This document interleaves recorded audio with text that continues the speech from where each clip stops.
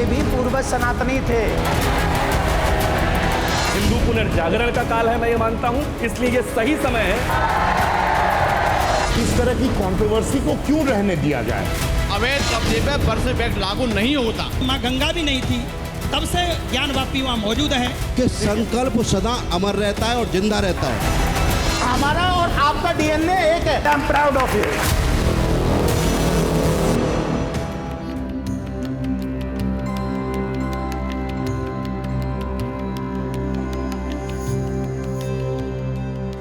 नमस्कार, स्वागत है आप सभी का TV9 भारतवर्ष पर। आपके साथ मैं हूं गौरव अग्रवाल और आपको कुछ बताने से पहले ही समझ में आ गया होगा कि आज मैं कहां पर हूं। देखिए, हमारे साथ अपनी खरी खरी बातों के लिए और सनातन धर्म की बात बढ़ चढ़कर उठाने के लिए मशहूर देवकीनंदन जी महाराज हैं। सबसे पहले महाराज जी, आपका बहुत स्वागत है TV9 भारतवर्ष पर। बहुत बहुत धन्यवाद, साधुवाद, और आपके सभी व्यूअर्स को मेरा प्यार भरा राधे राधे। तो महाराज जी आज हमारे साथ हैं मथुरा के फेमस लोटस टेम्पल पर। शुरुआत ज्ञानवापी से करते हैं। दूसरा पक्ष कुछ कह रहा है, वो ये कह रहा है कि जिस जगह पर 5 टाइम नमाज होती है उसको क्या कहोगे? नहीं, 5 टाइम नमाज वो मेरे घर में आके करने लग जाएं तो उससे आप क्या कहोगे? मेरे घर में घुस के बैठ जाएं कि मैं तो यहाँ 5 टाइम नमाज अदा कर रहूँगा, और फिर तो उनके पास में तो फिर हम क्या करें? उनसे लड़े नहीं, उनसे कहें नहीं, उनसे हाथ ना जोड़ें, उनसे न कहें भाई साहब आप अपने घर में जाके नमाज अदा कीजिए ना। तो यहीं पर इसी जगह से 9 किलोमीटर दूर वो श्री कृष्ण जन्मभूमि भी है, जिसका शाही ईदगाह मस्जिद से विवाद चल रहा है। और कई तर्क ये दिए जाते हैं कि 1968 में, यानी आज से 60-65 साल पहले, जब हमारे पुरखों ने बैठ के वो मामला सुलझा लिया, तब अब ये मामला क्यों उठाया जा रहा है? इसके पीछे मकसद क्या है? क्या सुलझाया था? क्या सुलझाया था और किसने सुलझाया था? जिसने सुलझाया था उसके अधिकार की बातें भी थी क्या? आप मेरे भगवान के जन्म स्थान में, मेरे भगवान के जन्म स्थान में किसी को भी कैसे बैठा सकते? प्रॉपर जो जन्म स्थान है वो उसमें है जहां हम लोग सोच नहीं सकते, जहां पे आज वो लोगों ने अपनी उस जगह को घेर रखा है, वो जगह पे प्रॉपर जन्म स्थान है। और हमारे किसी ने एक आया कोई व्यक्ति कोई करके चला गया, वो तो न तो कृष्ण जन्मभूमि ट्रस्ट में था और ना ही वो एक कोई 4 व्यक्ति होंगे उन्होंने कह दिया। लेकिन जहाँ कृष्ण जन्मभूमि है वहाँ हमें वो अधिकार चाहिए, पूजा करने का अधिकार चाहिए। इसमें किसी को भी नहीं, तो उसमें एक दलील ये दी जा रही देवकीनंदन जी कि फिर ऐसे तो देश की लाखों मस्जिदों में क्लेम आएंगे और कहेंगे खुदाई करो, यहाँ तो मंदिर था, फिर कैसे होगा निपटारा? एक बात बताइए, क्या जन्म स्थान बदल सकते हो? वहाँ भगवान का कृष्ण जन्मभूमि है, और कृष्ण और राम और शिव ये तीनों हम सनातनियों के प्राण के भी प्राण हैं। आप ये समझ लीजिए, इनके बिना हिंदुओं का ना तो अस्तित्व है और ना हिंदुओं की कोई पहचान है। अब अगर हिंदुओं की पहचान राम, कृष्ण और शिव हैं तो इनकी जन्म स्थान नहीं बदले जा सकते। ये अभी आपने जो देखा, ये तो आपने बहुत कम देखा है।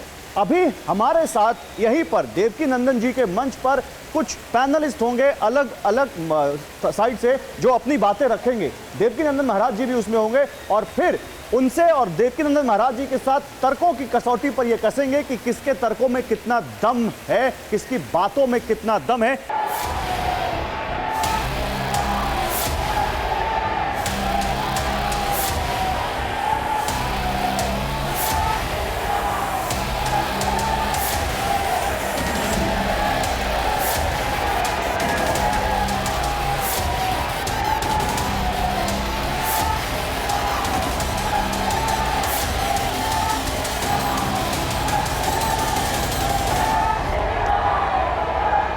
देखिए, हमारे बीच अब देवकीनंदन जी आ चुके हैं। मेरे साथ इस पर बात करने के लिए इस वक्त आप देख सकते हैं यहाँ मेरे साथ कुछ खास मेहमान आए हुए हैं। आप जोरदार तालियों के साथ स्वागत कीजिए प्रोफेसर ओम जी उपाध्याय का, जो जाने माने इतिहासकार हैं।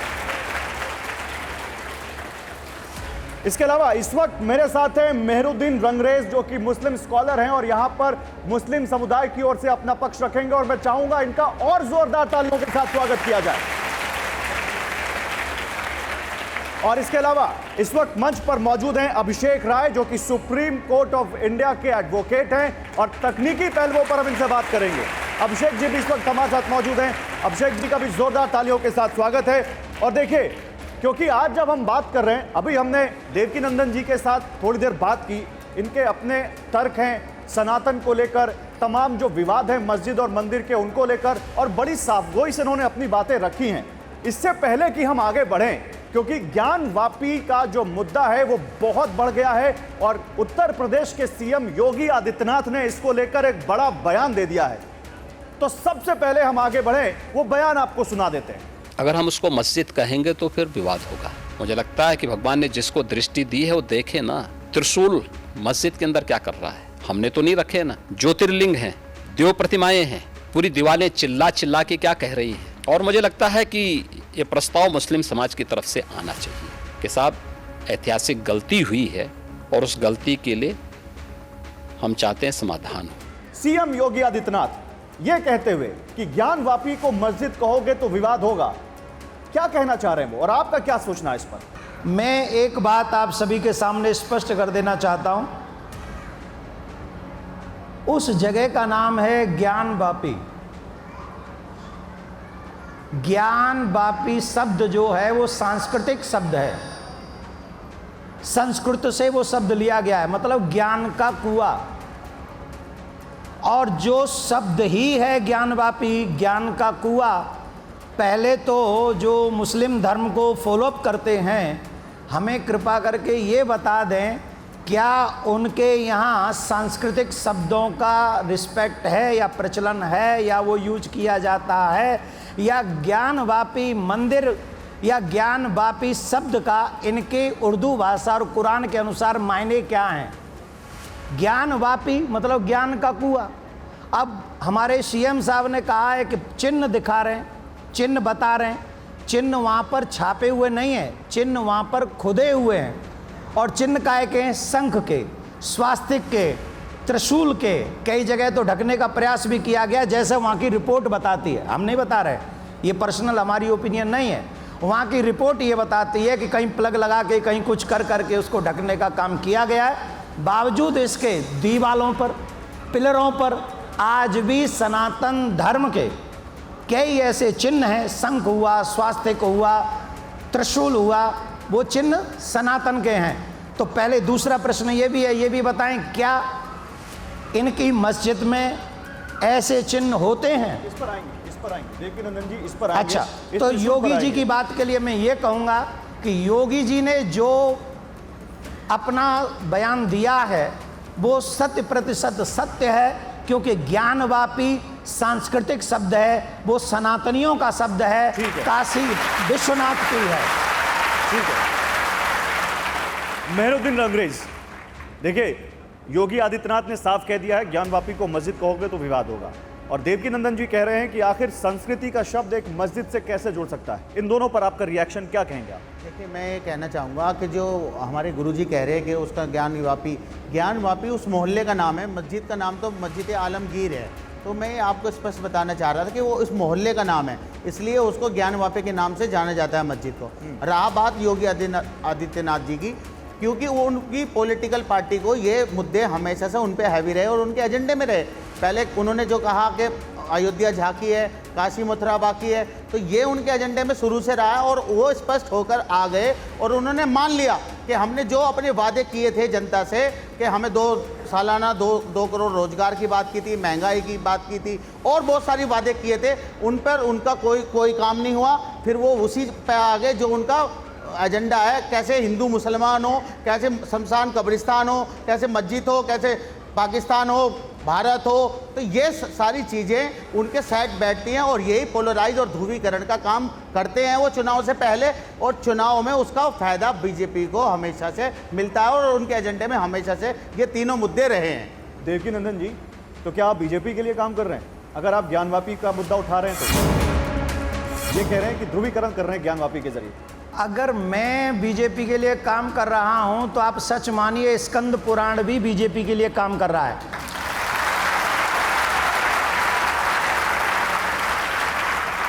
अगर मैं आप सबको बता रहा हूं, आप ध्यान से सुनेंगे, मैं ऐसे ही हवा में तीर नहीं मार रहा हूं जैसे हमारे महोदय मार रहे हैं। वो कह रहे हैं कि मोहल्ले का नाम ज्ञानवापी मोहल्ला है, इसलिए वो मस्जिद ज्ञानवापी मस्जिद के नाम से जानी जाती है। ये हवा में तीर मारना है। मैं आपको बताता हूं, स्कंद पुराण में काशी खंड में वर्णन है कि ज्ञानवापी काशी का मूल केंद्र है। इस पुराण की काशी खंड में 34वें अध्याय में 36, 37, 38 एवं 39वें श्लोक में इसका पूरा वर्णन है कि ज्ञानवापी कुआं का मतलब क्या है। तो मैं ये बता दूं कि मेरे ऊपर ये आरोप लगाना कि मैं बीजेपी के लिए काम कर रहा हूं, इट्स रॉन्ग। मैं अपने सनातन के लिए काम कर रहा हूं। मैं सनातनी भाई बहनों के लिए काम कर रहा हूं और मैं आने वाली पीढ़ी को सनातनी बनाने के लिए काम कर रहा हूं। ये अभी तक जितने हमारे भाई यहाँ पर बैठे एक हैं, मिनट। क्या ये अभी तक सनातनी नहीं है? हाँ। जो आप इन्हें सनातनी बनाना चाहते हैं, ये देखिए, सुनिए गुरुजी, मैं आपको एक बात कहूँगा, आप बीजेपी की पार्टी को फायदा पहुंचाने के लिए आप चाहे कुछ भी प्रयास कर लीजिए, इस बार भाजपा की सरकार देश में नहीं बनने वाली, क्योंकि उनकी जो थ्योरी है वो जो है हिंदू मुसलमान को किसी तरीके से डिवाइड करने की थ्योरी है, 80-20 की थ्योरी है। भाजपा की जीत और हार क्या हो गया? सर, उनके सारे जितने भी प्रवक्ता हैं, जब संविधान की शपथ लेता है मुख्यमंत्री जो होता है, वो संविधान की शपथ लेता है। वो एक कम्युनिटी का मुख्यमंत्री नहीं होता, वो सबका होता है, हिंदू का भी, मुसलमान का भी, सिख का भी, ईसाई का भी। मगर जब वो उस मंच पर बैठकर और संविधान की शपथ लेकर एक हिंदुत्व के चेहरे को आगे बढ़ाते हो और उन चीज़ों को आगे बढ़ाते हो, उनके जो एजेंडे है, तो उससे दर्शाता है कि वो क्या करना चाहते हैं। ये तो सारी दुनिया जान रही, देश विदेश तक, और ये पब्लिक जितनी बैठी है ये सब जानते हैं। ठीक है, ठीक है देवकीनंदन जी, इनकी बातों का ये मतलब है कि संवैधानिक पद पर बैठे एक मुखिया को, एक सब जुडिस मैटर को जो कि अदालत में चल रहा हो, इस तरह से उस पर ये लाइन नहीं लेनी चाहिए, ये वो क्या कह रहे हैं? नहीं, मैं इनकी बात का, पहली वाली बात का पहले जवाब दे दूं। इन्होंने ये कहा, गुरुजी क्या ये लोग बैठे हुए सनातनी नहीं है? इनका मैं बाद में बताऊंगा। कुछ समय पहले आपके भी पूर्वज सनातनी थे। रुको रुको रुको, लेकिन कोई बीच में आया जिसने विचार बदले और आज आप सनातनी नहीं रहे। तो आने वाले समय में हमारे इन बच्चों का कोई विचार न बदल सके, ये सनातनी रहें, इसके लिए मैं काम कर रहा हूं। दूसरा, संवैधानिक पद पर बैठे हुए व्यक्ति को, जो जिस राज्य का मुखिया होता है, जिस राज्य में जिस चीज की संख्या बहुत होती है, आज तक ये होता आया है, आजादी के बाद से बहुसंख्यक लोगों की भावनाओं का सम्मान नहीं किया गया है, उन्हें कुचला गया है, उन्हें पीछे रखा गया है। और इसीलिए आज तक कौन सा प्रधानमंत्री, मुख्यमंत्री था जो हिंदुओं के साथ ऐसे बात करता था? मुझे बताइए, और क्यों नहीं करता था? क्या हमारा इस देश में अधिकार नहीं है? हमारा भी इस देश में अधिकार है, बराबर का अधिकार है हमारा। लेकिन हमारी आवाज को कोई पुख्ता नहीं करता था। आज अगर हमारी, अब ये कहेंगे फिर बीजेपी की बात कर रहे हो, हम तो कह रहे हैं तुम हमारी आवाज को पुख्ता कर दो, हम तुम्हारा भी साथ देंगे, करो तो सही हमारी आवाज को पुख्ता। ठीक है, मैं, क्योंकि हमारे साथ लीगल एक्सपर्ट भी हैं जो कानून के जानकार हैं, कानून को बहुत अच्छे से समझते हैं, सुप्रीम कोर्ट के लॉयर हैं। अभिषेक जी, ये तो बात हो गई कि एक यहाँ पर देवकीनंदन जी क्या मानते हैं, हिंदू धर्मगुरु क्या मानते हैं, मुस्लिम संप्रदाय क्या मानता है। एक कानून के जानकार के तौर पर मैं आपकी राय जानना चाहता हूँ, क्या वाकई जो ओवैसी कह रहे हैं कि ये योगी आदित्यनाथ का जुडिशियल आउटरीच है, उनको इस तरह से किसी सब जुडिस मैटर पर इस तरह से नहीं बोलना चाहिए? आपकी क्या राय इस पर? देखिए गौरव जी, योगी जी मुख्यमंत्री हैं, वो लेजिस्लेचर या एग्जीक्यूटिव को रिप्रेजेंट करते हैं, जुडिशरी को नहीं। अगर मैटर सब जुडिस है तो वो जुडिशरी में सब जुडिस है। योगी जी क्या बोल रहे हैं, इससे जुडिशरी को नहीं फर्क पड़ना है। नहीं, क्या इससे वो मामला प्रभावित नहीं होगा? क्या इन्फ्लुएंस नहीं होगा? ये तो कह रहे हैं दबाव बनाना चाह रहे हैं। सारे लोग दबाव बनाना चाहते हैं जब मामला कोर्ट में होता है, लेकिन इसका कोई फर्क नहीं पड़ता। 4 जज जब आए थे बाहर निकलकर सुप्रीम कोर्ट के, उन्होंने कहा था कि जुडिशरी को जो है ऊपर से दबाव आ रहा है उस पर। तो ये सारी चीजें तो देख ही रहे, जब एक संवैधानिक पद पर बैठकर व्यक्ति एक कम्युनिटी के लिए, एक धर्म के लिए बात करता हो, तो ये संवैधानिक वो हो ही नहीं सकता। बाहर आए, उन 4 जजों का क्या ग्रीवांसेस था, उसको न तो किसी ने पहले इन्वेस्टिगेट किया, उनकी बात कुछ और थी। अगर योगी जी ने कुछ कहा तो ठीक है, वो बीजेपी के ही मुख्यमंत्री हैं, उन्होंने कह दिया।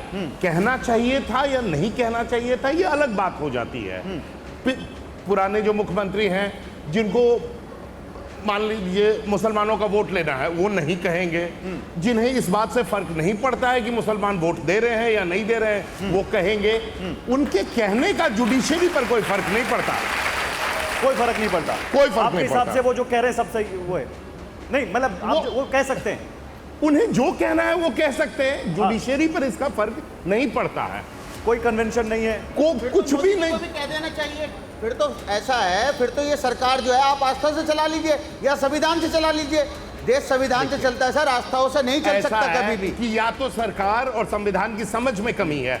संविधान में तीनों ब्रांच अलग अलग होते हैं। एक मिनट, संविधान में मेहरुद्दीन रंगरेज कहाँ लिखा है कि कोई मुखिया या किसी राज्य का सीएम किसी मुद्दे पर खुलकर अपनी राय नहीं रख सकता? जब बताइए। मामला कोर्ट में होता है, आज तक जितने भी मुख्यमंत्री रहे हैं और प्रधानमंत्री रहे हैं, आज तक किसी ने कोई भी ऐसा वक्तव्य नहीं दिया अपना जो कि ऐसा हो, क्योंकि योगी जी एक मठ से आते हैं और वो इसी नाम से जाने जाते हैं कि उनके सारे बयान आप उस मुख्यमंत्री से पहले के देख संविधान लीजिए। के किस आर्टिकल का उल्लंघन हो गया, मैं ये पूछ रहा हूँ योगी जी के बोलने से। मैं कह रहा हूं कि जो संविधान इजाजत देता है कि आप जो है, जो निष्पक्ष होता है कि सब धर्म की रक्षा करना और प्रदेश को अच्छे तरीके से चलाना, ना कि प्रदेश में विभाजन करने का काम करा जाए, तो ऐसे मुख्यमंत्रियों से नहीं बयान होता। और इससे पहले जितने मुख्यमंत्री रहे हैं या प्रधानमंत्री रहे हैं, किसी ने भी किसी मामले पर कोई मस्जिद व मंदिर पे कोई बात नहीं करता।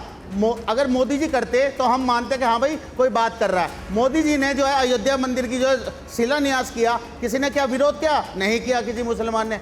अगर वहाँ पर भव्य मंदिर श्री राम जी का बन रहा है तो उसमें किसी मुसलमान को कोई दिक्कत नहीं है। मगर जब ये मामले जब आए, प्लेसेस ऑफ वर्शिप एक्ट जो है वो इन्हीं मामलों को लेकर आया था, और वो बेसिक स्ट्रक्चर का हिस्सा है संविधान के, कि इसके बाद अयोध्या के बाद किसी पर भी और कोई चर्चा नहीं होगी। जो 1947 से 15 अगस्त 1947 से जो जिस तरीके से है धार्मिक स्थल, चाहे वो सिखों के हो चाहे सब समाज के हो, वो वैसे ही रहेंगे। आपने बड़ी अच्छी बात की। आपने दो चीजें कही, एक आपने अयोध्या का जिक्र किया और दूसरा आपने प्लेसेस ऑफ वर्शिप एक्ट का जिक्र किया। ओम जी, मैं तुरंत आ रहा हूँ, तुरंत आ रहा हूँ। देवकी नंदन जी, मुस्लिम संप्रदाय, और ये नहीं रंगरेज नहीं तो बहुत सारे लोग ये कहते हैं, जो अभी जो हिंदू पक्ष है वो क्या कह रहा है? वो कह रहा है अयोध्या हो गया, काशी हो रहा है और मथुरा होगा। मथुरा जहां पर हम बैठे हैं 9 किलोमीटर यहीं से दूर वो श्री कृष्ण जन्मभूमि है, जिसका वो शाही ईदगाह मस्जिद से विवाद चल रहा है जी। और आप क्योंकि हम मथुरा में ही बैठे हैं तो थोड़ा उसकी भी बात कर लेते हैं। साफ साफ कहा जाता है कि अयोध्या का मुद्दा तो ठीक था, वो 1991 का जो एक्ट आया उससे पहले का था, इसलिए उस पर लागू नहीं हुआ। लेकिन ये जो मथुरा का विवाद है, इस पर पूरी तरह से विवाद, वो एक्ट लागू होता है।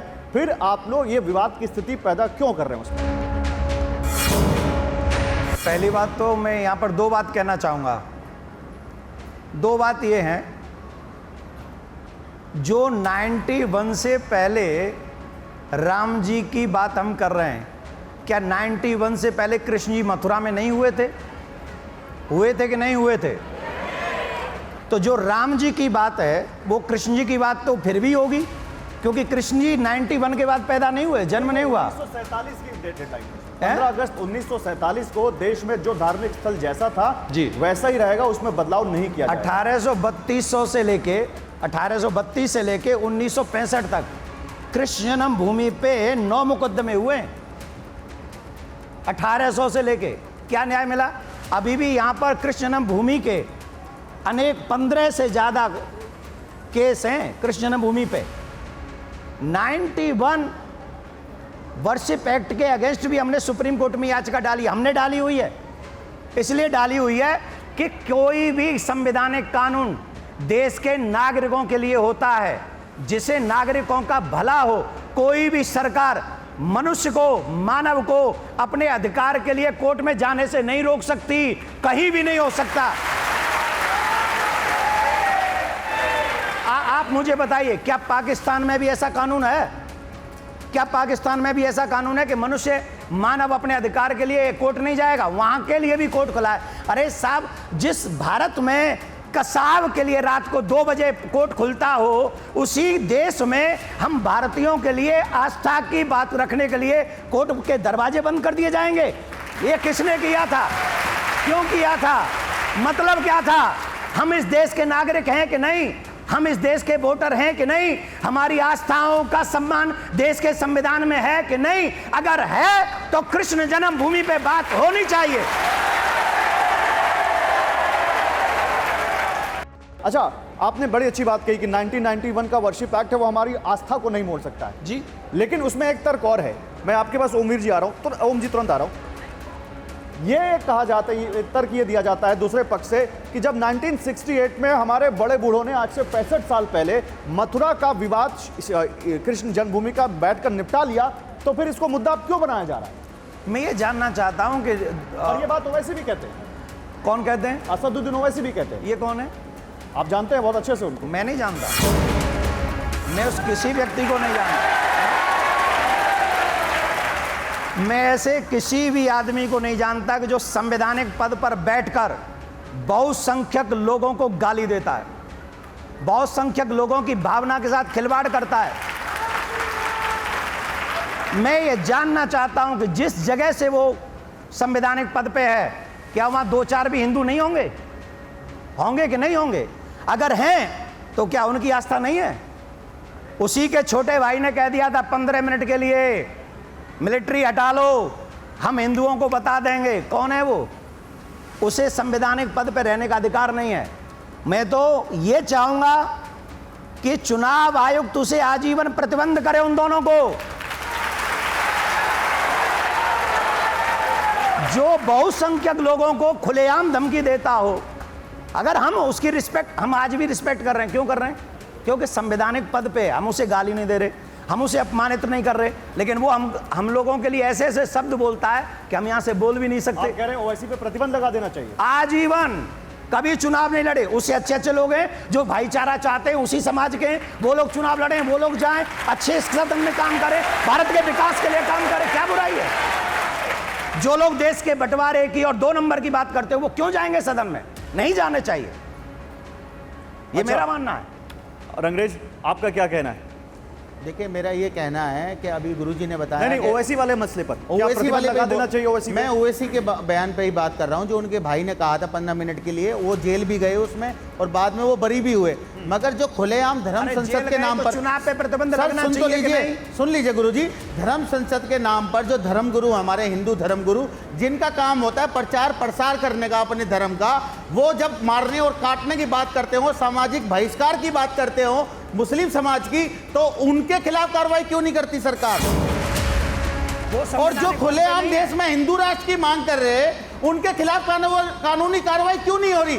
अगर कोई अमृतपाल जैसा व्यक्ति अगर वो खालिस्तान की मांग करता है तो उसे जेल चले जाता है वो, मगर जो हिंदू राष्ट्र की बात करते हैं वो खुलेआम घूम रहे। और जिन्होंने मुस्लिम राष्ट्र की बात करी, पीएफआई, आज वो देश में बैन हो गई, उनके लोग सब जेल में। हिंदू राष्ट्र पे आएंगे, देवनंदन जी हिंदू राष्ट्र पे आएंगे। एक मिनट दीजिए मुझे, क्योंकि ओम जी से बहुत देर से बात नहीं हुई है और ओम जी इतिहासकार हैं।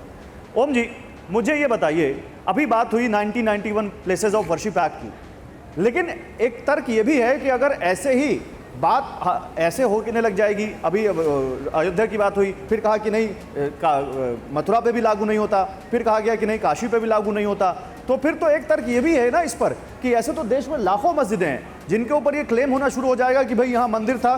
30,000 मस्जिदों की लिस्ट है, 30,000 मस्जिदों की लिस्ट भी है, मतलब ऑलरेडी लिस्ट तैयार है। मैं तो कह रहा हूँ कि लाखों मस्जिदें, हो सकता है वो नंबर और भी बढ़ जाए, फिर तो ये क्लेम होना शुरू हो जाएगा कि इस मस्जिद को खुदाई करो और यहाँ पर देखो मंदिर था, इसका सर्वे करो। गौरव जी, दुर्भाग्य से ऐतिहासिक सच्चाई है। अगर 30,000 मस्जिदों की हमारे मित्र रंगरेज जी ये बात कह रहे हैं, उन्होंने अभी मुद्दे को बड़ा अलग तरह का रंग दिया अपने उपनाम के मुताबिक। ये सच्चाई है ऐतिहासिक कि भारत में मुस्लिम सत्ता के आने के बाद से 600 वर्ष इस देश ने, इस समाज ने बहुत यातनाएं झेली हैं, बहुत दमन झेला है। और हमारी आस्था के प्रतीक, हमारे जो मंदिर थे उनको तोड़ा गया, उनको नष्ट किया गया, उनको भ्रष्ट किया गया, उन मूर्तियों को खंडित किया गया। इसलिए अगर उस पे आज ये बात हम खुले मन से ये करना चाहते हैं कि कम से कम उसको स्वीकारो तो आप। तो इसका प्रमाणिक कोई सबूत है हमारे पास जो हम ये बात कह रहे हैं, इसको हम कैसे, क्योंकि कोर्ट तो सबूत मांगता है। जी, 1990 के दशक में सीताराम गोयल जी, अरुण शौरी जी की एक किताब आई थी, बड़ी अच्छी किताब है, मुझे लगता है कि यहाँ बैठे कुछ लोगों ने जरूर उसको देखा होगा, Hindu temples what happened to them. 1800 Hindu मंदिरों के, हिंदू धर्मस्थलों का उसमें बहुत सिलसिलेवार सप्रमाण जिक्र है, जिससे वो प्रमाणित होते हैं कि वो मंदिर थे, हिंदू धर्म के आस्था के केंद्र थे। एकदम प्रमाणित होता है। 1800 तो है। बाकी हम 30,000 की जो बात कर रहे हैं, अगर हम 30,000 की बात कर रहे हैं, मैं ये नहीं कहता कि उस पर हम दावा करने जा रहे हैं, लेकिन इस सच्चाई को आज मुस्लिम भाइयों को बड़े खुले मन से स्वीकार करना चाहिए कि हिंदुओं पर ये अत्याचार, ये अनाचार, ये जो स्थिति है ये बनी। औरंगजेब जैसा व्यक्ति। देवकीनंदन जी के पास जाऊं, फिर एक सवाल आपसे यही है, फिर ये बात आज इतनी क्यों उठ रही है, पहले क्यों नहीं उठी? देखिए, समय की बात होती है, समय की बात होती है। समय आ मुझे गया। लगता है कि समय ठीक है, हिंदू पुनर्जागरण का काल है, मैं ये मानता हूं, इसलिए ये सही समय है कि हम ये बात कर सकें। ये इसमें कहीं कोई दो राय नहीं है कि ये पुनः बहुत समय बाद हिंदू पुनर्जागरण का ये काल है। हम ये एक भाजपा मिनट पार्टी मुझे के टूल किट बनकर काम कर रहे हैं। देखिए, मैं और इतिहास आने का वाले समय में विद्यार्थी हूं। 24 में चुनाव मैं है, इतिहास 4-5 का राज्यों में विद्यार्थी चुनाव है। हूं। सर, मैं आपको बता दूं, रंगरेज जी, मैं इतिहास का विद्यार्थी हूं। रुक जाइए। मैं अगर कुछ भी कहूंगा उसे प्राथमिक स्रोत से, प्राइमरी सोर्स से, मैं पृष्ठ संख्या के साथ प्रमाणित करने की बात करूंगा, प्रमाण के साथ कहूंगा। मेरी किसी बात को अगर आप प्राथमिक स्रोतों से काट दीजिएगा तो मैं उस दिन से किसी भी चैनल पे बैठना बंद कर दूंगा। मैं आपको एक चैलेंज करता हूं सर, अगर आप चैलेंज करता हूं, आप फोटो के अलावा ये बता दीजिए, ज्ञानवापी में जो कोर्ट में मामला चल रहा, कि क्या सबूत है आपके पास? सिर्फ वो फोटोज, सिर्फ एक फोटोज की वजह से आप जो है ज्ञानवापी को, जो परिसर को अपना बनाने चाहते हैं, जहां 350 साल से नमाज हो रही है, और आज भी नमाज हो रही है, आज भी नमाज हो रही, मगर जो वजू खाना है जहां पे कथाकथित शिवलिंग बताया गया, हम भी कह रहे हैं अगर उसकी जांच होनी चाहिए। मगर जब सुप्रीम कोर्ट में ये लोग जाते हैं, हाई कोर्ट में जाते हैं हिंदू पक्ष के लोग, तो कार्बन डेटिंग के लिए हाई कोर्ट जो उसको मना कर देता है कि कार्बन डेटिंग नहीं होगी। एक मिनट, तो आप कह रहे हैं कि वहां एक मिनट, इन्होंने कहा जांच होनी चाहिए, तो रंगरेज ये कह रहे हैं कि एएसआई सर्वे होना चाहिए ज्ञानवापी परिसर का, और दूध का दूध और पानी का पानी वहां पर साफ हो जाना चाहिए। आप ये कह रहे हैं? कहना ये है, आप कह रहे हैं कि नहीं कह रहे हैं? आपने कहा जांच होनी मैंने चाहिए। ये कहा कि सर्वे 1 साल पहले हुआ था, जिसमें विशाल मिश्रा भी थे और कोर्ट कमिश्नर गए थे, उन सब लोगों ने वहां पे रिपोर्ट दी। उन्होंने काला नुमा एक पत्थर बताया, जिसमें वो 3 फुट का पत्थर है, रंगरेज, ये सारी बातें 64 इंची जो है उसमें स्लाइड डाली गई तो नीचे तक गई, वो शिवलिंग नहीं हो सकता। वही तो मैं कह रहा हूं, जब बाजू में भव्य मंदिर बना हुआ है, कॉरिडोर बना हुआ है, और वहां पर पूजा बरसों से होती आ रही है, तो आप नए मंदिर की कैसे स्थापना कर सकते हैं? मैं यही तो पूछना चाह रहा हूं। मेरी बात सुनिए, पैरेलल नहीं बोलते हैं। ये जितनी बातें आपने की सब पब्लिक डोमेन में है। मैं तो आपसे एक लाइन का सवाल पूछ रहा हूं। आपने कहा जांच होनी चाहिए, तो ज्ञानवापी परिसर का एएसआई सर्वे होना चाहिए, नहीं होना चाहिए? हाँ, नहीं होना चाहिए। क्यों होना चाहिए? जब प्लेसेस ऑफ वर्शिप एक्ट किस लिए आया था भैया? वो कानून का जो बेसिक स्ट्रक्चर का हिस्सा है संविधान का, वो इसी वजह से आया था कि कोई विवाद ना हो हिंदू मुसलमान का, क्योंकि हमारा और आपका डीएनए एक है। तो इस चीज को देखते हुए हमारा और आपका डीएनए एक है, और इसी वजह से कि हमारा आपस में कोई विवाद ना हो मंदिर मस्जिद को लेकर, इसलिए प्लेसेस ऑफ वर्शिप एक्ट आया था। और मोहन भागवत जी ने बहुत अच्छा बयान दिया था कि आप जो है मस्जिदों में शिवलिंग तलाशना बंद कर दें। ये सारी चीजें ओके, होल्ड ऑन देवकीनंदन जी, ये जो इन्होंने आखिरी में एक लाइन बोल दी, ये मेरा भी सवाल था। आप संघ प्रमुख मोहन भागवत जी को तो मानते होंगे। देखो, पहले उससे भी पहले एक और अच्छी बात बोली, आप उस पर क्यों नहीं पूछते हमसे? नहीं, आप उस पर ही बोलिएगा। नहीं, मैं पहले उस पर बोलूंगा। बोल दीजिए, आप उसी बोल दीजिए। इन्होंने एक बात बहुत अच्छी बोली, आई लव इट।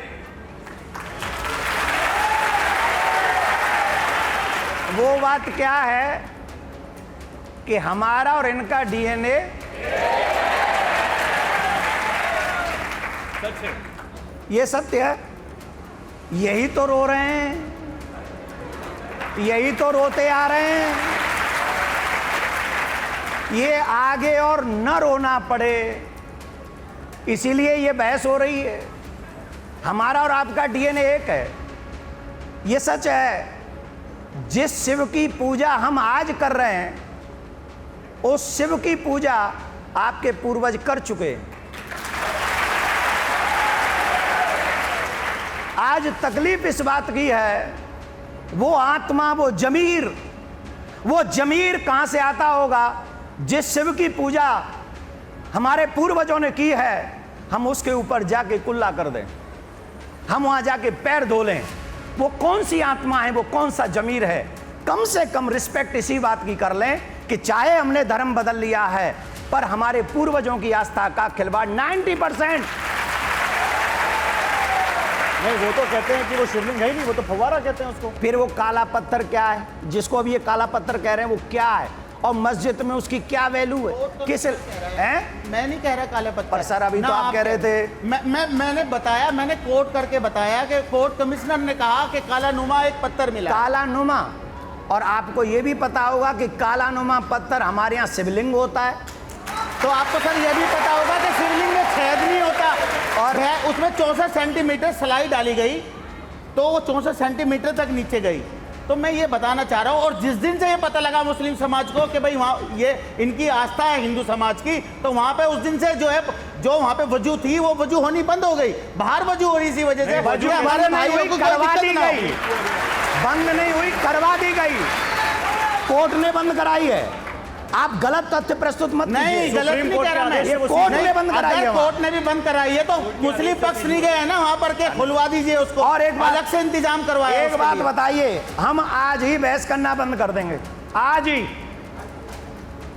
आपकी कौन सी मस्जिद की तरफ नंदी जी बैठ के अल्लाहू कर रहे हैं?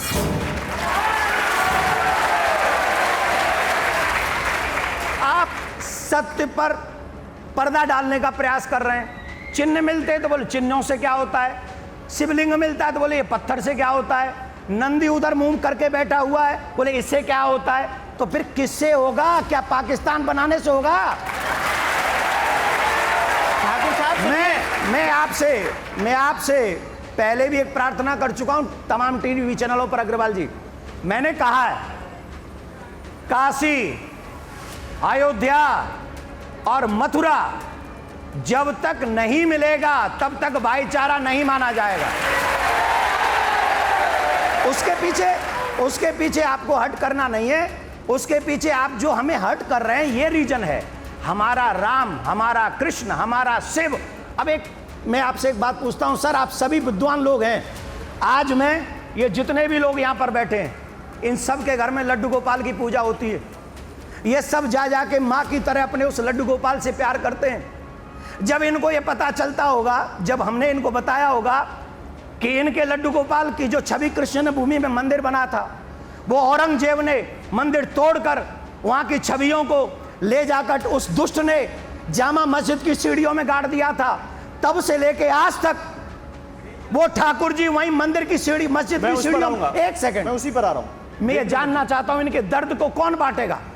हमसे कहते हो भाईचारा निभाओ, अरे वृंदावन की गलियों में घूमने वाले इन भक्तों से पूछो, माथे पे तिलक लगाने वाले इन भक्तों से पूछो, भगवान की कथा सुनने वाले इन भक्तों से पूछो, लड्डू गोपाल को बेटे से ज्यादा प्यार करने वाले इन लोगों से पूछो।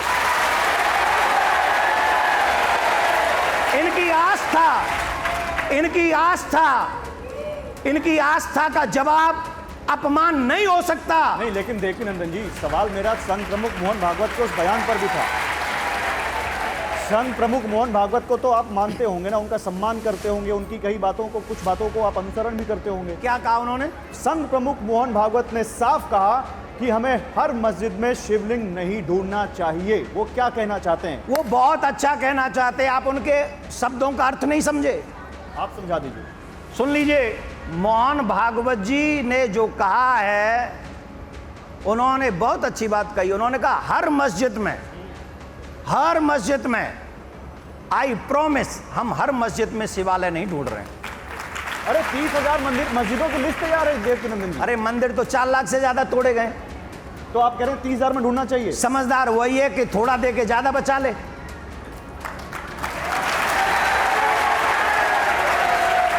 समझदार उसी को कहते हैं थोड़ा दे के ज्यादा बचा ले। और मैं जो बात कर रहा हूं वो बात कर रहा हूं, मत अयोध्या मिल गया, मेरी नजर में 3 जगह टारगेट पे है, काशी ज्ञान वापी, मथुरा हमारे कृष्ण जी का जन्म प्लेस, आगरा का जामा मस्जिद की सीढ़ियां। और आपकी आस्था है, जैन और बुद्ध समाज की आस्था नहीं है। आपने उनके कितने लाखों मंदिर तोड़ दिए, आपने कितने उनके मंदिर तोड़ के अपने मंदिर बनाए हैं। उनकी आस्था, स्वामी प्रसाद मौर्य का बयान है, उन्होंने कहा अगर इस देश में अगर यही बात होने लगी कि हमारे मंदिर उन्होंने तोड़ दिए, हमारी मस्जिद उन्होंने तोड़ दी, तो ये देश तरक्की नहीं कर सकता कभी। सुनिए, ये विश्व गुरु कभी नहीं बन सकता जब तक हमारे देश में देश में हिंदू मुसलमान की बात होती एक रहेगी, मिनट, मस्जिद एक मंदिर मिनट। की बात होती स्वामी प्रसाद रहेगी, मौर्य के- शमशान कब्रिस्तान की बात होती रहेगी। बात होनी चाहिए अच्छे रोजगार की, अच्छे हॉस्पिटल की, अच्छे विकास की, लोगों की इकोनॉमी अच्छी होनी चाहिए। देश तरक्की तब करेगा और हम लोग सब तरक्की जब कर पाएंगे जब हम इन चीजों से ऊपर उठकर बात करेंगे, मगर हम आज भी इन्हीं मुद्दों पर यहाँ पर लड़ रहे हैं। बहुत अच्छा जवाब है। हमारे आदरणीय महानुभाव को रोजगार चाहिए। आप तो टीवी चैनल पे बैठे हो, आपको तो रोजगार मिला हुआ है।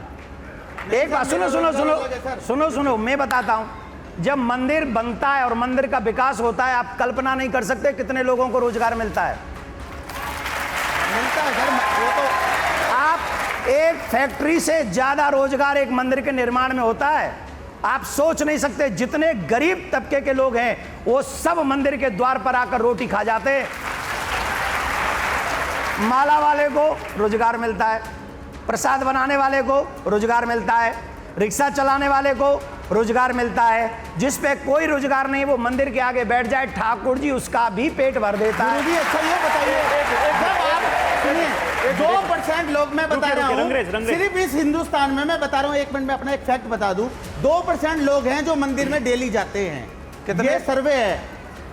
तो मैं कहना चाहता हूँ इतने प्राचीन मंदिर हमारे पास जब हैं ऑलरेडी और उनमें पूजाएं हो रही हैं, काशी में भी हो रही है, मथुरा में भी हो रही है, मगर ये जो जानबूझकर विवाद खड़ा किया जा रहा है, ये इस चीज से इससे क्या होगा? यही ध्रुवीकरण की बात ये है। रेटरिक है। मैं तो ये पूछ रहा हूँ, जब मस्जिद पर आ चाहिए तो आपको रोजगार याद आ गया, जब मंदिर पर आता है तब आपको रोजगार याद क्यों नहीं आता है? सर मैं आम लोगों की, शहरियों की बात करता हूँ। मंदिर मस्जिद की बात पॉलिटिकल होती है और पॉलिटिकल पार्टियों को उसका फायदा मिलता है और उसका बीजेपी बहुत अच्छे से करती है। हमारा कोई पॉलिटिकल एजेंडा नहीं है कि हम कोई मंदिर मस्जिद की बात करें, हम करते हैं बैलेंस की बात, कैसे आपस में भाईचारा बना रहे। और यही हम, जब हमारा डीएनए एक है, खून एक है, हम सब एक है और एक ही गुलदस्ता भारत है जिसमें सब समाज के लोग यहाँ रहते हैं, इसकी यही खूबसूरती है। तो हम उस खूबसूरती को खराब करना नहीं चाहते। तो फिर हमारा कहना ये। एक मिनट, तो फिर आप उन लोगों को क्या कहेंगे जिन्होंने नूह में उस शोभा यात्रा की खूबसूरती को खराब किया?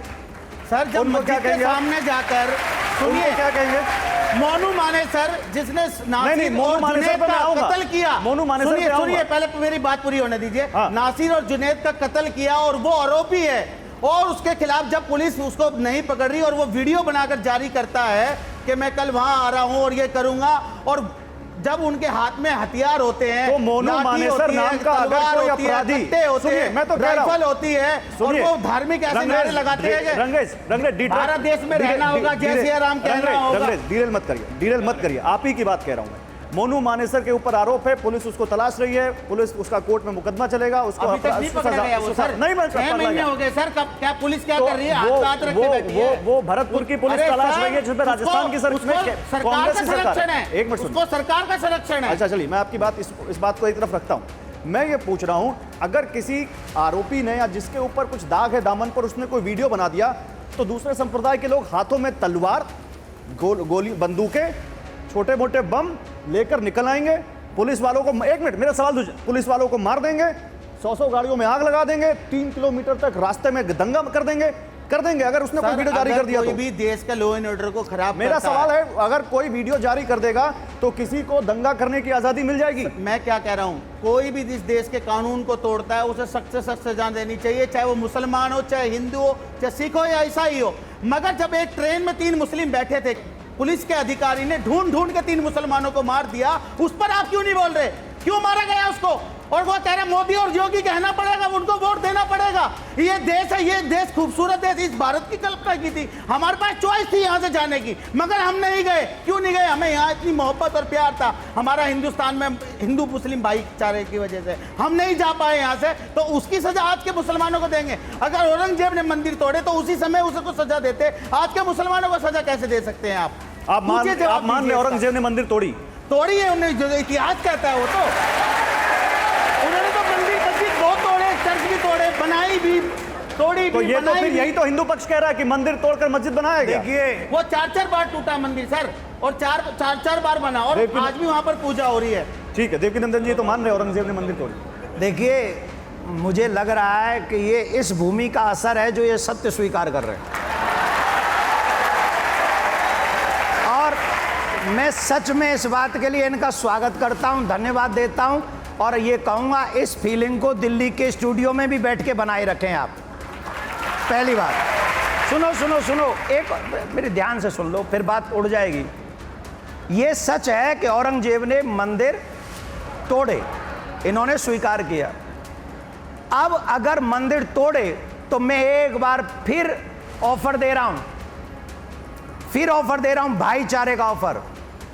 काशी, मथुरा, आगरा की जामा मस्जिद की सीढ़ी, इन तीन को हम लोगों, क्योंकि काशी में शिव आज भी हैं, मथुरा में कृष्ण आज भी हैं, और जामा मस्जिद की सीढ़ियों में आज भी आपके मुस्लिम इतिहासकारों के अनुसार कृष्ण का अपमान हो रहा है। मैं बता रहा हूं, एक पूरी बात कर दो। तो मैं ये कह रहा हूं कि जब ये तीन जगह पे हम लोगों की आस्था है, हमारा डीएनए एक, हमारा रक्त एक, हमारे पूर्वज एक, हमारे इष्ट एक पूर्व में, तो उसी के नाते मुस्लिम हमारे भाईचारे को निभाएं और कहें कि तीन जगह आप ले लो, बाकी की जगह विवाद न करना, और हम वादा करते हैं कि बाकी जगह पर विवाद। जब भाईचारे की बात होगी तो उसमें मोनू मानेसर की बात नहीं होगी जिस पर 2 मुस्लिम युवकों को मारने का आरोप है। आपने अयोध्या कहा, आपने काशी कहा, आपने मथुरा कहा, लेकिन मथुरा के बाद तो आपका अगला टारगेट आगरा भी हो गया जी। और आप कह रहे हैं कि आगरा की जो जामा मस्जिद है जिसको शाहजहां की बेटी ने बनवाया था, उसके सीढ़ियों के नीचे भगवान श्री कृष्ण की मूर्तियां दबाई गई हैं। तो आप तो एक और टारगेट ले आए। नहीं, वो चौथा नहीं है, यहाँ मस्जिद की विषय नहीं है, यहाँ मस्जिद की बात नहीं है, यहाँ मस्जिद की सीढ़ियों की बात है। हम ये नहीं कह रहे कि मस्जिद तोड़ दो, हम कह रहे हैं चेक करो, और आजकल बिना तोड़े भी चेकिंग हो सकती है। अगर हम बात कर रहे हैं भाईचारे की, अगर मेरे इन्हीं के मुस्लिम इतिहासकारों ने, जो कि औरंगजेब का शागिर्द रहा है, उसने माजरे आलमगीरी किताब लिखी है, मैं एक नहीं, मैं पूरी लिस्ट लाया हूं जिन किताबों में इतिहास लिखा हुआ है। आप कहो तो मैं पढ़ के सुना दूं, 1-2 किताब नहीं है, सुनाऊं कि रहने दूं? आप पे तो मालूम होगा सर, आप इतिहासकार हैं, मैं बताऊं, सुन लो। औरंगजेब का दरबारी रहा साकी मुश्ताक खान, उसके द्वारा लिखी माजरे आलमगीरी। BS भटनागर द्वारा लिखित emperor Aurangzeb and destruction of temple. Mathura में अंग्रेज कलेक्टर रहे FS ग्राउस द्वारा लिखित मथुरा डिस्ट्रक्शन मोयर, और देवी प्रसाद द्वारा लिखित औरंगजेब बनामा। इतनी कितनी किताबें हैं, इतिहास है, और भी हिंदुओं की तो मैंने ज़्यादा लिखी नहीं, बोली नहीं है, जिन्होंने सबने बताया कि उसने मंदिर तोड़े। मथुरा 1669-70 में आके मंदिर तोड़ा, मंदिर तोड़कर वहाँ से छवियाँ ली, और वो जाके औरंगजेब ने अपने आगरा की जामा मस्जिद की सीढ़ियों में गाड़ दिया। मेरे इष्ट को, ये कहते हैं भाईचारा है, DNA एक है, ब्लड एक है, और मेरा इष्ट मतलब आपका भी पूर्वजों का इष्ट कहाँ है? मंदिर की मस्जिद की सीढ़ियों में। और मैं चैन से बैठ जाऊंगा उन्हें लाए बगैर? मैं तो नहीं बैठूंगा, और तब तक नहीं बैठूंगा। अब बताता हूं, इसमें हमने आगरा में कोर्ट में केस कर दिया, 4 सुनवाई हो चुकी हैं अभी तक, एक भी सुनवाई में विपक्षी लोग नहीं आए। क्यों नहीं आए? लेट करने का स्टाइल कि 2024 का इलेक्शन निकल जाए, बाद में देखेंगे। अरे भाई, ये कोई बात है? जब कसाब के लिए रात के 2 बजे कोर्ट खुल सकता है, तो हमारे कृष्ण के लिए भी दिन रात जांच होनी चाहिए, चेकिंग होनी चाहिए। अभिषेक जी, अब आपके ओपिनियन की ज़रूरत है। आपने काफ़ी देर से सुना मुस्लिम पक्ष का एक सबसे स्ट्रॉन्ग जो यहाँ पर उनका जो तर्क है वो ये है कि 1991 प्लेसेस ऑफ वर्शिप एक्ट इस देश में लागू है, और वो उसके तहत ये कहा गया है कि 15 अगस्त 1947 के बाद इस देश के जिस भी धार्मिक स्थल का जो भी स्वरूप है वो वैसा ही रहेगा, उसको बदला नहीं जाएगा। अब बात अभी तक अयोध्या की थी, अयोध्या में फैसला आ गया, काशी पे बहस चल रही है, मथुरा की बात अभी हो रही है, आगरा में कह रहे हैं मस्जिद मत तोड़े, लेकिन वो सीढ़ियाँ तोड़ने की बात सीढ़ियाँ को नीचे है। जाहिर सी बात है, आप चाहेंगे होंगे कि अगर निकलता है तो तोड़ा जाए। नहीं निकले तो हमारे भगवान दे दें। और एक बात आपके चैनल के माध्यम से बता दूं, हाँ, अगर वहां भगवान निकलते और इनकी मस्जिद की सीढ़ियां टूटती हैं, उनकी जो भी नुकसान होगा उसकी भरपाई देव की नंदन करेगा। ठीक है। तो क्या ये इस एक्ट के रहते संभव है? एकदम कानूनी इसकी पेचीदगियां बताइए आप।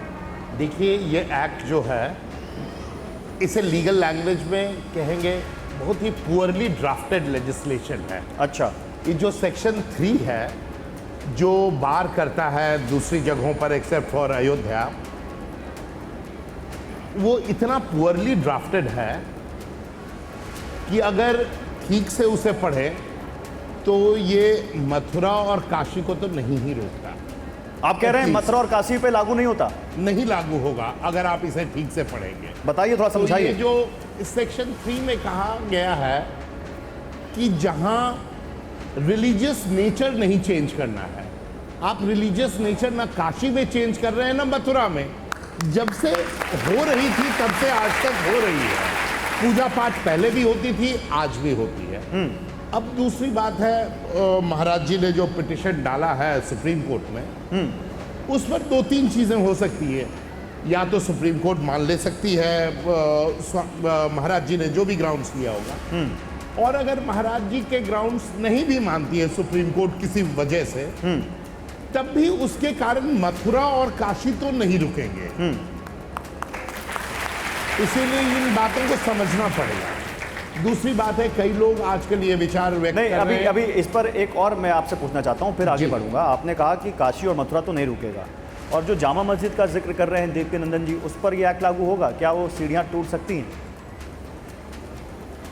अब कई चीजों को मैंने आपको पहले भी बताया, बड़ा ही पुअरली ड्राफ्टेड लेजिस्लेशन है। जिसने भी ये लेजिस्लेशन लिखा, उसका क्या इंटेंट था कहना मुश्किल था, या वो इनकॉम्पिटेंट थे या कॉम्पिटेंट थे, जानबूझकर ऐसा लिखा, हरिडली लिखा गया, कहना मुश्किल है। महाराज जी जो कह रहे हैं सीढ़ियों के नीचे मूर्तियां हैं, मान लीजिए ये बात सच है या झूठ होगी, यही 2 चीज हो सकती है। तो फैक्ट फाइंडिंग में कोई रोक नहीं है किसी भी जगह, इसकी फैक्ट फाइंडिंग की जा सकती है। झूठ मालूम हुआ तो झूठ मालूम हुआ। ठीक है, तो आप कह रहे हैं कि दूसरी बात- 1991 का जो प्लेसेस ऑफ वर्शिप एक्ट है, हमें किसी चीज की जांच करने से नहीं रोकता है, हमें केवल किसी उसका चीज की स्वरूप जांच बदलने करने से नहीं रोकता है। किसी चीज की जांच करने से नहीं रोकता है। दूसरी बात है, मैंने आपको बार बार मैं बता रहा हूं, ये बड़ा ही पुअरली ड्राफ्टेड लेजिस्लेशन है। शायद आपको सीढ़ियों को तोड़कर मूर्ति देखने में भी नहीं रोकेगा वो, शायद उसकी जरूरत नहीं है आज के ज़माने में जो टेक्नोलॉजी है। अगर आप देखेंगे, एक प्रिवी काउंसिल का जजमेंट है, लाहौर हाईकोर्ट का जजमेंट है, और भी 2-3 हाईकोर्ट का जजमेंट्स है, जिसमें कहा गया है कि जो मंदिर होता है वो सैक्रोसैंक्ट होता है, और मस्जिद जो होता है वो प्लेस ऑफ वर्शिप है। तो क्या फर्क पड़ता है, मस्जिद को अगर आप वहां से हटा भी देते हैं, आप उसका नुकसान भरपाई कीजिए। जैसी मस्जिद बनी थी उससे ज्यादा सुंदर मस्जिद बना दीजिए। जब हिंदू कोई कहता है मंदिर है, ये कानून है। मैं अपनी बात, अगर कानून है नहीं। तो अयोध्या में तो भव्य मंदिर बन रहा, मगर जो सुप्रीम कोर्ट ने 5 एकड़ जमीन दी थी मस्जिद के लिए, वहां पे तो आज तक कोई ईंट भी नहीं लगी। तो ये कहाँ का इंसाफ है? यही हम कहना चाह रहे हैं कि ये बार इन चीजों को लाकर, और ये भी कहा गया, सुनिए गौरव जी, जो सुप्रीम कोर्ट ने जजमेंट दिया था अयोध्या का, उसमें कहा गया था कि चोरी से 1949 में मूर्तियां रखी गई, मंदिर के कोई अवशेष नहीं मिले नीचे, मस्जिद के नीचे। और 1992 में कोर्ट में कहा गया कल्याण सिंह की तरफ से, जो वहां जब के मुख्यमंत्री थे, कि मस्जिद को कोई नुकसान नहीं पहुंचेगा, मगर मस्जिद को शहीद किया गया। तब कहां चला गया था संविधान? तब कहां चला गया था कानून? कैसे किसी धार्मिक स्थल को तोड़ दिया गया? अच्छा बताइए, आपने कोर्ट कर दिया, सुप्रीम कोर्ट ने क्या फैसला दिया उस मामले में? जो फैसला दिया उन्होंने, क्या फैसला? उन्होंने फैसला दिया कि यहाँ पर मंदिर था, मंदिर बनेगा। सुनिए, उन्होंने कहा यहाँ पर मंदिर बनेगा, और वहां मंदिर था नहीं है, उन्होंने कहा मंदिर बनेगा। आपको 5 एकड़, अगर हमारा मस्जिद ना होती तो हमें जगह ना मिलती। हमें 5 एकड़ जो जमीन दी सरकार ने, वो इसी वजह से दी, मगर सरकार ने आज तक हमारी जमीन पे मस्जिद नहीं बनाई। अभी आप बात कर रहे थे कि आपको मस्जिद बनानी चाहिए थी, तो बड़ा दिल दिखाना चाहिए था। मुसलमानों ने बड़ा दिल दिखाया, क्या धरना प्रदर्शन किया, क्या कोर्ट के खिलाफ कोई बात की? नहीं की। देवकी नंदन जी इस पर कुछ बोल रहे हैं, आप बड़ा दिल नहीं दिखा रहे हैं, आप बड़ा दिल नहीं दिखा रहे। क्या नहीं दिखा रहे दिल? 5 एकड़ जमीन मिली और एक भी ईंट नहीं लगी। हमने 5 एकड़ जमीन कोर्ट ने दिलवाई, सरकार ने दी, ये सच है? सच है। योगी जी वहाँ कुछ बनवाना चाहते हैं, ये सच है। पर इनका एक बोर्ड है। हमारे घरों में कई प्रकार की बहुएं होती हैं, एक थोड़ा रूठने वाली बहू होती है। ये उस टाइप के लोग हैं 1 सेकंड में रूठ जाते हैं। अब योगी जी कह रहे हैं हम बनवा दे रहे हैं, बोले अभी हमने नहीं बनवाना, वो रूठ के बैठ गए।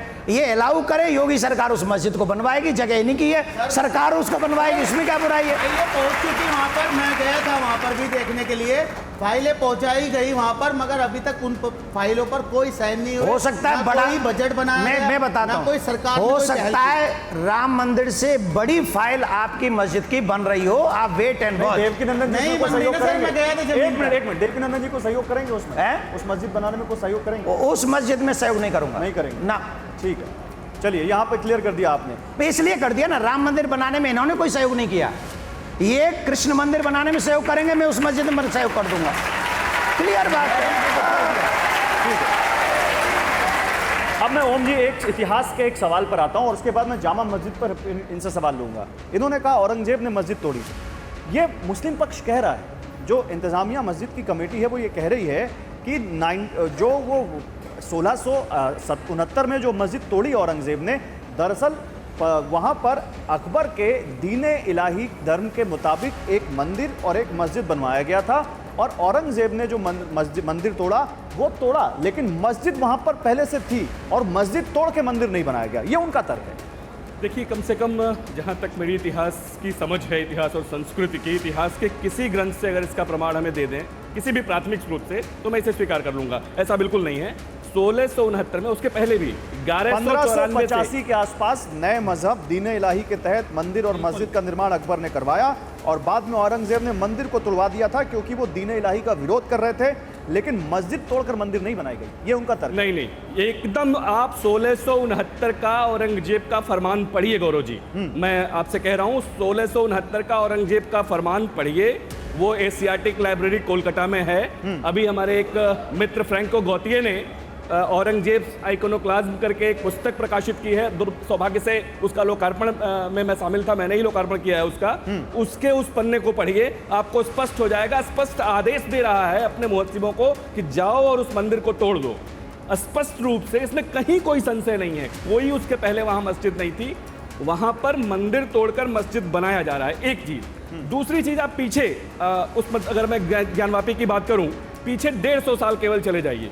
1863 से 1870 के बीच एक यूके का, यूनाइटेड किंगडम का एक फोटोग्राफर है, उसने कुछ फोटोग्राफ्स खींचे, सैमुअल बॉर्न नाम है उसका।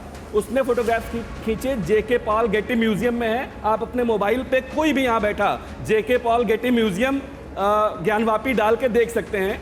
उसमें स्पष्ट रूप से हनुमान जी की मूर्ति और नंदी आपको स्पष्ट दिखाई देंगे, और नीचे लिजेंड देखिए, सीधे सीधे वो लिखना है ज्ञानवापी मस्जिद का ही है।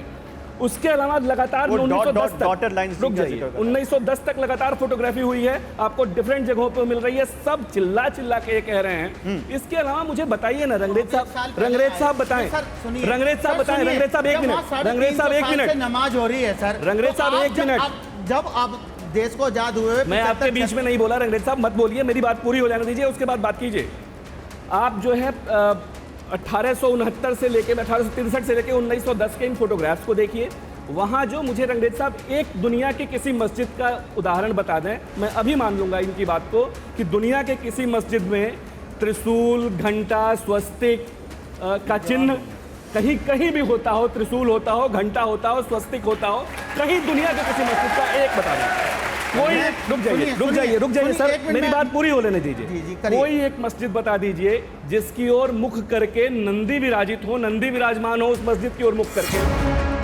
एक मस्जिद दुनिया का बता दीजिए। देखिए सर, मैं क्या कह रहा हूँ, आपने कहा त्रिशूल की बात, त्रिशूल हमेशा सीधा खड़ा होता है, वहाँ पे ऐसे और डमरू भी होता है उसमें, और जो स्वास्तिक का चिन्ह है उसका मुंह इधर होता है, और उस स्वास्तिक का जो वहाँ पे मिला है उसका इधर है। तो मैं ये कहना चाह रहा हूँ, ये बार बार जो विवाद खड़ा कराया जा रहा, ये बिल्कुल ठीक नहीं है, देश हित में नहीं है भाई। इससे भाईचारा खत्म होता है, और आप किसी की टूल किट करके काम नहीं कर सकते। इतना हिंदू मुस्लिम क्यों कर रहे हैं? अरे मैं ये कह रहा हूँ, इनके यहाँ ऐसे वाला त्रिशूल होता है, इनके यहाँ ऐसे वाला स्वास्तिक होता है, मस्जिद में होता है। कहाँ की बात हो रही है? ये भाईचारे वाली बात नहीं है, ये तो लड़ाई वाली बात है कि ऐसे नहीं, ऐसे। ये चूल्हा टेढ़ा मत रखो, चूल्हा वहीं सीधा रखो। अब वो चाहे चूल्हा तुम्हारा हो चाहे चूल्हा हमारा हो, पर चूल्हा सीधा रखो। हाँ, सीधी सीधा। मैं आप सब से एक बात कह रहा हूं, सनातन धर्म जितना सहनशील है उतना हमेशा कोई और धर्म नहीं रहा है। पर भगवान के प्रति जो हमारी भावनाएं, जो फीलिंग्स हैं, हम मथुरा में बैठे, हम वृंदावन में बैठे, ये मैं कह रहा हूं, हमारे मौलाना जी को लेके जाओ, एक बार परिक्रमा करवाओ वृंदावन की, आप यकीन कर लेंगे कि हम लोगों की कितनी आस्था है कृष्ण में। आप सच में यकीन करेंगे। आप नहीं, मैं इनका मजाक नहीं कर रहा हूं, मैं सच कह रहा हूं। एक बार जानकारी के लिए आप परिक्रमा करके देखिए वृंदावन में आज पूर्णिमा है, क्या हाल है। वैसे तो आपको इनकी हिम्मत की दाद देनी पड़ेगी, यहाँ आके बात कर रहे हैं और यहाँ नहीं, मैं इनकी हिम्मत की दाद नहीं दे रहा, इनको प्रोत्साहन भी दे रहा हूं कि और थोड़ा सा कुछ कहें, जिससे कई बात सत्य कह चुके। डीएनए एक है, ब्लड एक है, हमारे पूर्वज नहीं वो मस्जिद मंदिर तोड़े थे, ये सारी बात कह चुके हैं, इनकी हिम्मत है। अदरवाइज इनकी जगह कोई और कह देता ना, मुझे तो डर है इस बात का कि इन सब की बातों पर कहीं इन्हें कोई फतवा ना जारी कर दे। अब फतवे से नहीं डरते ये। मुझे डर है। मैं हमेशा सच के साथ रहता हूं, कभी मैं झूठ नहीं बोलता, ये मेरा सिद्धांत है और मैंने ये हमेशा 3-4 चीजों पे I am proud of you. एक बार जोरदार तालियां रंगरेज जी के लिए, जोरदार तालियां। मैं अब जामा मस्जिद पर आऊँगा, जामा मस्जिद वाले मुद्दे पर, और मैं चाहूँगा कि अब आपसे आप एक कोई ब्रेकिंग न्यूज़ दें, क्योंकि हमें दर्शकों के, हमें जो जनता बैठी है इनके पास जाना है। क्या आगे क्या करने वाले हैं आप जामा मस्जिद वाले मामले में? देखिए, आप जामा मस्जिद वाले मामले में देवकीनंदन जी का अगला कदम क्या होगा? देखिए, कोर्ट के माध्यम से ब्रेकिंग न्यूज मैं कोई वैसे नहीं कर रहा हूँ। भाईचारे का टाइम दिया था 5 दिन का, कोई नो रिस्पॉन्स। कोर्ट में गए, वहां 4 तारीख लग चुकी, नो रिस्पॉन्स। आने वाले समय में सनातनियों को जगाने के लिए, अपने कन्हैया को आगरा से मथुरा लाने के लिए एक बहुत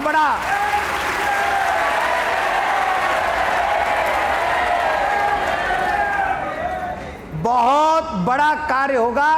क्या होगा? Wait and watch. अच्छा, अभी हमारे जो यहाँ पर जो लोग बैठे हुए हैं ये बहुत देर से वेट कर रहे हैं, एक माइक दीजिए यहाँ। मैं श्री कृष्ण जन्मभूमि संघर्ष न्यास का अध्यक्ष हूँ और हम भी सुप्रीम कोर्ट में बर्सिफ एक्ट का केस लड़ रहे हैं। ये पूरी बात नहीं बता पाए। मुगल शासकों ने ज्ञान व्यापी पर मथुरा में अवैध कब्जा किया था और अवैध कब्जे पर बर्सिफ एक्ट लागू नहीं होता। कि जो ऑनरेबल सुप्रीम कोर्ट ने अयोध्या के मामले में 5 जज की बेंच ने एक आर्डर पास किया था, जजमेंट दिया था, तो उसके 100 पैरा नंबर 116 और 117 को आप पढ़ लीजिए। 116 में और 117 में ऑनरेबल सुप्रीम कोर्ट ने होल्ड किया है कि संकल्प सदा अमर रहता है और जिंदा रहता है। ठीक है। आक्रांताओं के द्वारा तोड़े गए, लेकिन काशी का और मथुरा के मंदिर थे जो आज भी ये संकल्प अजर है और अमर है, और इसी बिहार पर मंदिर का निर्माण होना चाहिए। तो हमने बात कर ली काशी पे, हमने बात कर ली अयोध्या पे, हमने बात कर ली राम जन्मभूमि पे और आगरा पे, लेकिन एक चीज़ और है जिसको आप बड़े जोर शोर से उठा रहे थे प्रियंदन जी, और वो है हिंदू राष्ट्र। और जब आप ये बात करते हैं तो आपके परम मित्र पंडित धीरेन्द्र कृष्ण शास्त्री बागेश्वर वाले बाबा भी आ जाते हैं इसी लाइन में, उन्होंने भी हिंदू राष्ट्र को लेकर बड़ी मांग उठाई। तो आप लोग ऐसा क्यों कह रहे हैं? जब इस देश में सेकुलरिज्म है, जब सारे धर्मों को संविधान में एक जगह दी गई है, तो आप फिर इस देश को हिंदू राष्ट्र बनाने की मांग क्यों कर रहे हैं? पहली बात, आज हम सेकुलर देश हैं, बहुत अच्छी बात है। सेकुलर देश में जहां जहां हम अल्पसंख्यक हुए वहां हम सुरक्षित नहीं है। दूसरी बात, जहां जहां संख्या बल इनका कम है वहां ये सुरक्षित हैं। ये बात सच है कि नहीं? सच है। अब संविधान कहता है सबकी सुरक्षा, तो जब हम लोग अल्पसंख्या में आ जाएंगे तो कश्मीर ले लो, अन्य प्रदेश 8-9 स्टेट्स में हम लोग बहुत नीचे चले गए, ठीक। और इससे भी बड़ी बात, पाकिस्तान में हमारा हाल क्या है, अफगानिस्तान में हमारा हाल क्या है, मुस्लिम अन्य कंट्रियों में हमारा हाल क्या है, बांग्लादेश में हमारा हाल क्या है। इन सब भूगोल खगोल को देखते हुए आज अगर ये देश हिंदू राष्ट्र घोषित होता है, मैं वादा करता हूं कि हिंदू राष्ट्र बनने पर इनको रत्ती भर भी कोई नुकसान होने वाला नहीं है।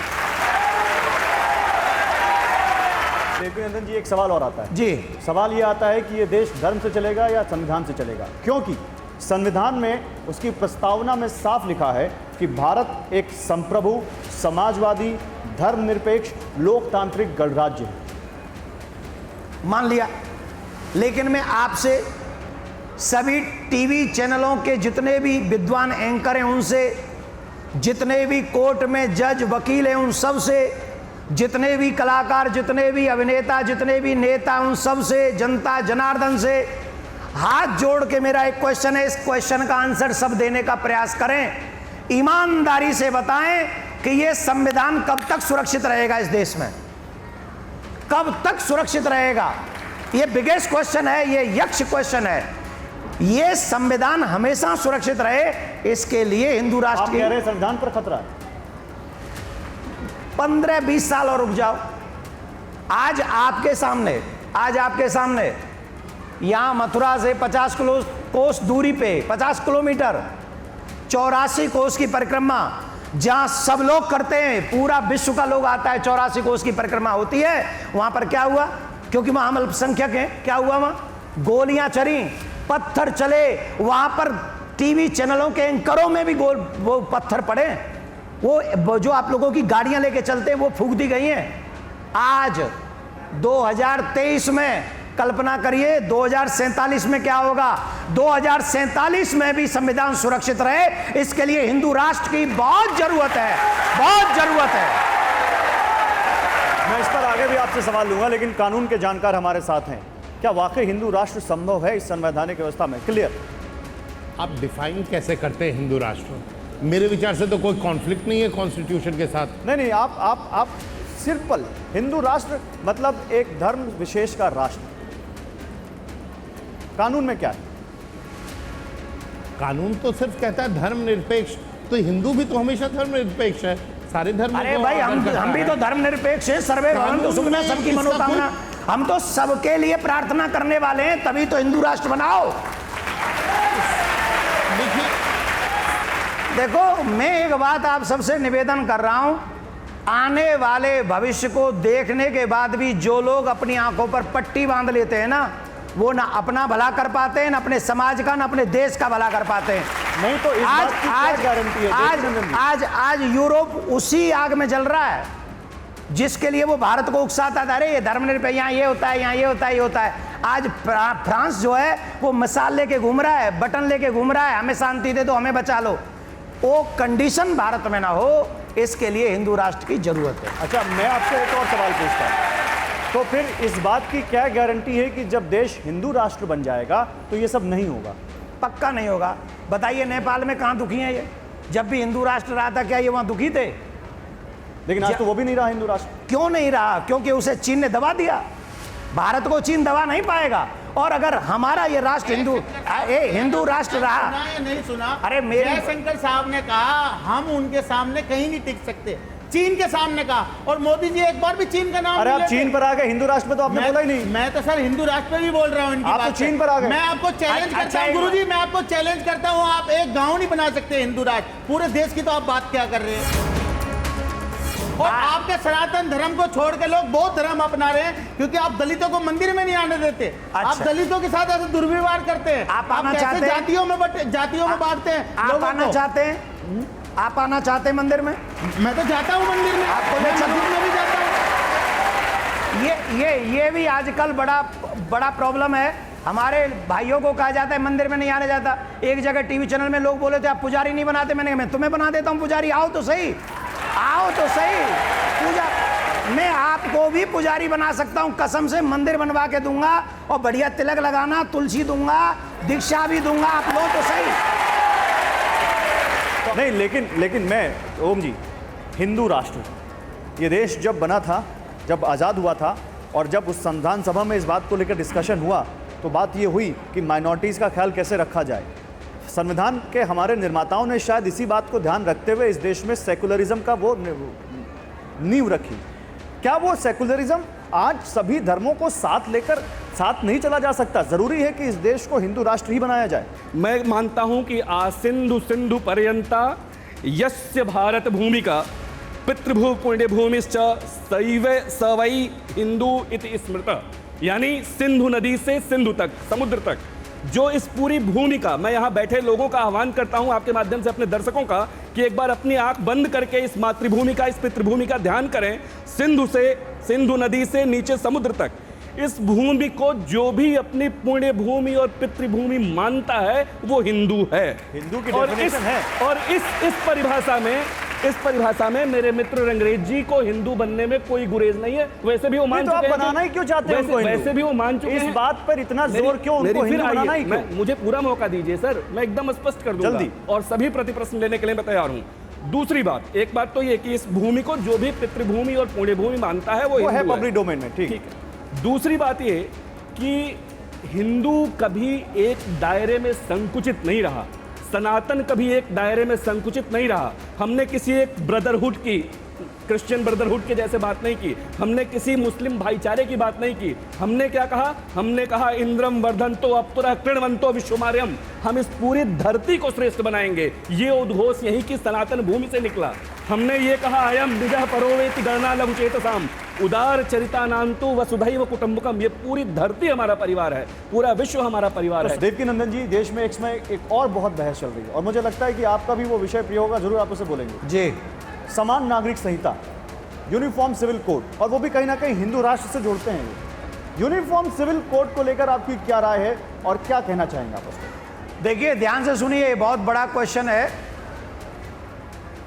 समान नागरिकता अधिकार, सबको बराबर का अधिकार, ये इसलिए जरूरी है क्योंकि समय के अनुसार संसाधन कम होते चले जा रहे हैं, जनसंख्या बढ़ती चली जा रही है। अगर हमें संविधान का सम्मान करना है तो सबको बराबर का अधिकार होना ही चाहिए। अगर हम एक पत्नी रखेंगे तो सब एक पत्नी रखें, हम 2 बच्चे रखेंगे तो सब 2 बच्चे रखें, अगर हमें सरकारी नौकरी मिलेगी तो सबको सरकारी नौकरी मिले, अगर हम एमएलए बनेंगे तो सब एमएलए बने, अगर जो चीज़ हमारे लिए गलत है वो सबके लिए गलत होनी चाहिए। एक मेरा मजहब इस बात को नहीं मानता। यही तो मुस्लिम पक्ष की दलील है कि आप हिंदू कानूनों को मुस्लिमों पर, जिनको संविधान से पर्सनल लॉ मिला हुआ है, वो लागू करना चाहते हैं। आप क्या गलत बात कर रहे हैं? आप देखिए, मुस्लिम कंट्रियों में हमारे से ज्यादा सख्त कानून है इसी विषय पे। यहां तो कुछ लोगों ने ऐसे कानून बना दिए थे, रेवड़ी बांटने वाले, उन्होंने हमारे। अच्छा, एक बात बताओ साहब, हिंदुओं के मंदिरों पे सरकार का पहरा, किसी भी मस्जिद पे, पीर पे क्यों नहीं, अजमेर वाले पे पकड़ लो, उसको अधिकार दो हमें। अब वहां बोले हमारा धर्म अलग है। अरे किसी चर्च पे नहीं है, हमारे मंदिरों पर हर जगह, बालाजी तो इनके अंदर, वैष्णो देवी तो इनके अंदर, बांके बिहारी तो इनके अंदर। अरे खाओगे हमारा, गाओगे किसी का, ऐसे कैसे काम चलेगा भाई? समान नागरिकता, अगर हमारे मंदिर रखने तो मस्जिद चर्च भी रखो, अगर हमें एक पत्नी दे रखी है तो सबको एक पत्नी का अधिकार दो, अगर हमारे 2 बच्चे तो सबके 2 बच्चे हों। अच्छा गुरुजी, सब नहीं, गुरुजी नियम होना चाहिए सबके लिए। इसी में एक बयान, केवल मुस्लिमों को आपत्ति नहीं है, तो नागालैंड के हिंदू आदिवासियों को भी आपत्ति है, सिख पंथ के लोगों को भी आपत्ति है, और वो कह रहे हैं कि ये हमारे जो अधिकार हैं वो यूसीसी से कहीं छिन न जाए, उनको इस बात की आशंका है। तो आप क्या उनको भी यही बात कहेंगे? नहीं, मैं सरकार को ये निवेदन करूंगा कि सरकार उन्हें ये समझाए कि एक समान नागरिकता कानून में किसी का अधिकार छीना नहीं जाएगा, लेकिन जो बेसिक चीजें हैं, जीने की कला सेम होगी, एजुकेशन सेम होगी, दवाई ववाई इलाज विलाज सेम होगा, शादी का फॉर्मा एक होगा, बच्चों का फॉर्मा एक होगा, नौकरी का फॉर्मा एक होगा। अपराध करने पर अगर एक ने लड़की को छेड़ दिया, एक ने लड़के को छेड़ दिया, एक ने नेता को छेड़ दिया, चाहे वो किसी भी धर्म का क्यों ना हो, सबको सजा बराबर होगी, बराबर होगी। यूसीसी को लेकर हालांकि यहाँ बैठे लोगों की राय भी उतनी ही महत्वपूर्ण है जितनी बाहर बैठे लोगों की है, लेकिन ये भी है कि ये पूरा देश नहीं है। यूसीसी पर सबसे बड़ा सवाल यही है कि सबको समान अधिकार मिलेगा तो फिर दिक्कत क्या है? सर, जो 21वां लॉ कमीशन था, उन्होंने रिपोर्ट दी और कहा कि यूसीसी की देश में ज़रूरत नहीं है। यहाँ बैठे हैं वकील साहब जो कानून के जानकार हैं, ये बता देंगे। और जो अभी बात हुई, सरकार कोई इस पर बिल लेकर नहीं आ रही, ये एक शगुफा है। जैसे 15 लाख एक शगुफा था, जुमला था कि हर किसी के अकाउंट में 15 लाख आएंगे, यही तो रोना है, यही तो हम कह रहे हैं कि जैसे ये कोई नहीं चाहेगी कि मेरा पति दूसरी पत्नी ले आए, वैसे ही आपकी भी देवियां नहीं चाहती कि कोई दूसरी ले आए। आखिरी सवाल है, समय हमारा खत्म हो चुका है, तो इसीलिए यूसीसी लाना चाहिए क्योंकि वो 4 शादी कर लेते हैं और हिंदू एक ही शादी कर पाता है। देखिए, जनसंख्या का ध्यान रखना है हमें, अधिकारों का ध्यान रखना है हमें, हमारी बहन बेटियां जो फ्रिज में काट काट के चिन चिन के लगा दी जाती हैं उनका ध्यान रखना है हमें, हमारी बहन बेटियों को जो स्कूल के आगे ताका झांकी होती है उसका ध्यान रखना है हमें, हमारे लोगों को भी बचा के रखना। एक मिनट सुनो, नहीं है ये सब। आप घबराइए नहीं। आप इतने क्यों इन्हें डरा रहे हैं कि फ्रीज में काट देंगे? तो अगर 1-2 व्यक्ति अगर कोई घटना करता है तो आप पूरे समाज को कैसे कह देंगे भाई? अब ये डरने वाले नहीं है, अभी तो मैं अरे मोहब्बत, आप मोहब्बत के खिलाफ हैं। आप डायरेक्ट बात मत आप कीजिए। मोहब्बत के खिलाफ हैं। रंगरेज डायरेक्ट बात मत कीजिए। आपसे मेरा निवेदन है, हम ये नहीं चाहते हैं कि हमारी बहन बेटियां काटी जाएं, भगाई जाएं, उन्हें जो लोग बाइक देते हैं, पैसा देते हैं हमारी बच्चियों का पीछा करने के लिए, ऐसे लोगों पर भी प्रतिबंध लगे, कानून बने और हमारी बहन बेटियां सुरक्षित हों।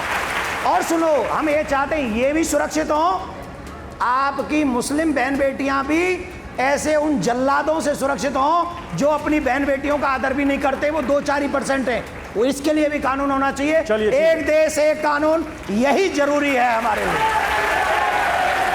ठीक है, बहुत शुक्रिया आपका देवकी नंदन जी, आपने हमें यहाँ पर आने की अनुमति दी और यहाँ पर एक कार्यक्रम करने की अनुमति दी।